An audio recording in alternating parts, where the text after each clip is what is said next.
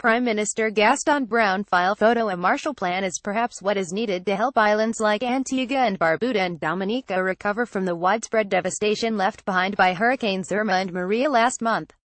That's the conclusion of Antigua and Barbuda's Prime Minister Gaston Browne, who said the storms have set the nations back by decades and it'll take a lot of money for them to rebuild. The truth is, with the extent of the carnage in the region, a Marshall Plan may well be needed in order to recover the lost grounds. Many of us are highly indebted countries, and for us to take on hundreds of millions of dollars to rebuild clearly will create another problem, he said. The Marshall Plan, officially the European Recovery Program (ERP), was an American initiative to aid Western Europe, in which the United States gave over $13 billion in economic support to help rebuild Western European economies after the end of World War II. The plan was in operation for 4 years beginning April 8, 1948. The plan required a lessening of interstate barriers, a dropping of many regulations, and encouraged an increase in productivity, labor union membership, as well as the adoption of modern business procedures. The Prime Minister said such a plan is not a far-fetched idea. He made that comment when he met with UN Secretary-General Antonio Guterres Saturday. Speaking of the cost to fix the damage, he said, "It will worsen our debt overhang, which is already a major issue, so borrowing is not the solution. What we require perhaps is a combination of official development assistance (ODA) as well as concessional loans," he said. The Prime Minister also highlighted the challenges Antigua and Barbuda faces in meeting development goals of the United Nations (UN). Browne made the case that Antigua and Barbuda, along with other countries in the region, are being affected disproportionately by natural disasters.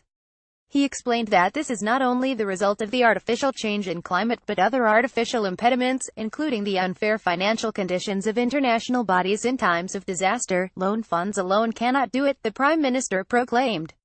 He stated that when multinational organizations exit financial relationships with Caribbean territories considered high-risk or unprofitable, through de-risking, the decrease in remittances that result is counterproductive to the sustainable development goals agreed on by all UN signatory countries. The country's leader added that the World Bank's evaluation of Antigua and Barbuda as a middle-income country precludes the government from taking loans of less than 10% interest and also from receiving official development assistance (ODA) from the Organization for Economic Cooperation and Development. "I would like that nonsensical criteria to be scrapped," Browne stated. He explained that Antigua is not a middle-income country, especially when considering that the government had to borrow to pay government salaries after the devastation caused by Hurricane Irma.